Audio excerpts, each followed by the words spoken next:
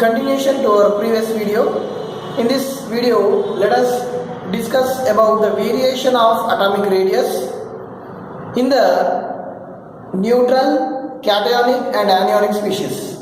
In the neutral species, in the cationic species and in the anionic species, how the radius is going to vary. Actually, in the case of cations and anions, we should call it as ionic radii because they are ions.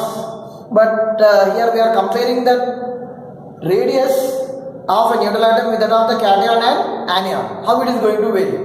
See here, the cation is formed by the removal of an electron from a neutral atom, whereas anion is formed by an addition of electron to the neutral atom. So, in the case of cation, we are removing an electron. That means the negativity of the atom is decreasing. Number of electrons are same. See, the number of electrons in the case of sodium are 11, and in the case of sodium, the protons are 11. Neutral sodium.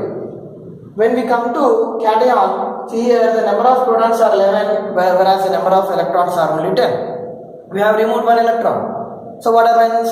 The positivity of that atom is increasing. So more nuclear charge, strong attraction on the valence electron, so therefore that will be pulled strongly. So then what happens? We can assume that the size of the atom will decrease.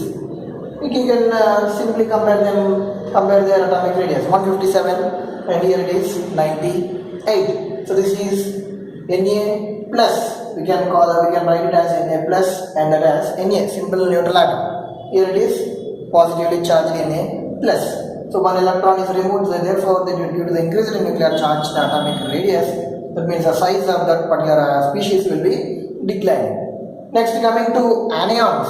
In the case of anions, see here anion is formed by the addition of electrons. So by adding electron, the number of electrons are increasing and the protons are remaining as it is. So if you take the example of chlorine, in chlorine there are 17 protons and 17 protons and 17 electrons. By adding one electron, what's happening is the protons are remaining as it is, but the electrons are increasing by one. That means it is acquiring negative charge. So this nuclear charge, positive charge, can't attract strongly as in the earlier case. So therefore, there is an increase in the nuclear. That means there is an increase in the size of that particular species, that is chloride ion. You can compare the sizes here. Neutral chlorine atom is 99 and chloride ion is 181.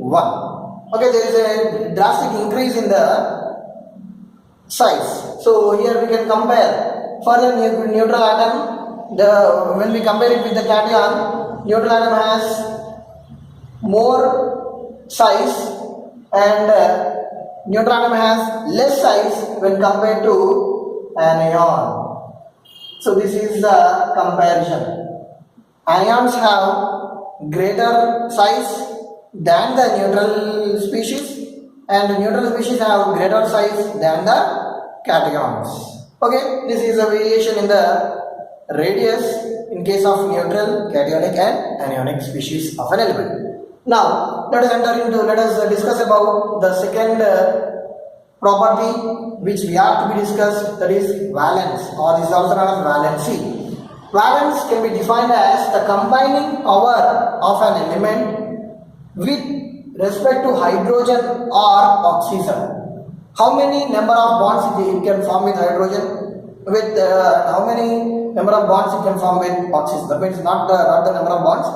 With how many number of oxygen atoms and how many number of hydrogen atoms are going to be bonded to the atom or an element will be its valence. See, with respect to hydrogen, it is just the number of hydrogen atoms. If you take an atom, if the number of hydrogen atoms which are bonded to this particular atom are 2, then this particular atom's valence is 2. If you take some other atom and if that atom is bonding only with one hydrogen atom, then its valence is only 1. And if you take the same element and if you compare its bonding with oxygen, See, this element is forming a bond with oxygen. Then its valence is twice the number of oxygen atoms.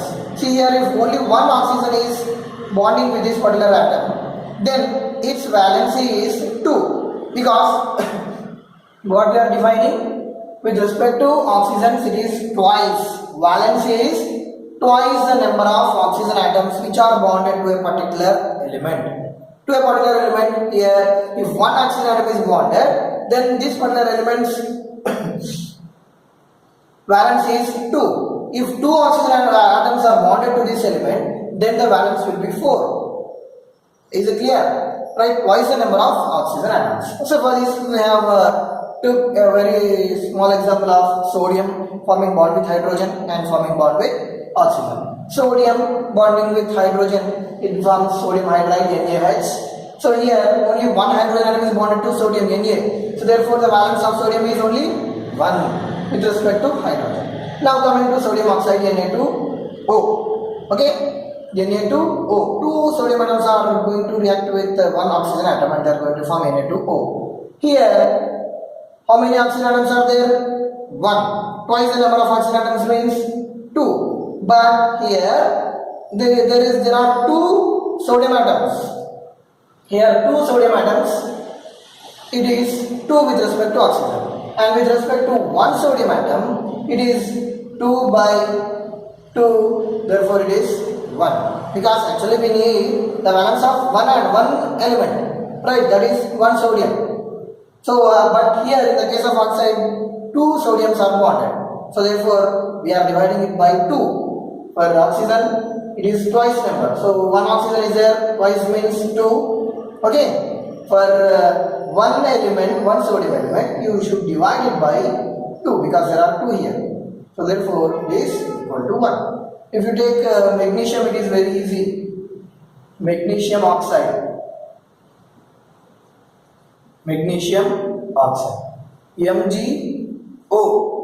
In this case, how many oxygen atoms are there? 1. So, twice the number of oxygen atoms means 2. So, what will be the valence of magnesium? It is 2. The valence of magnesium is valency of Mg is equals to 2. Okay, right?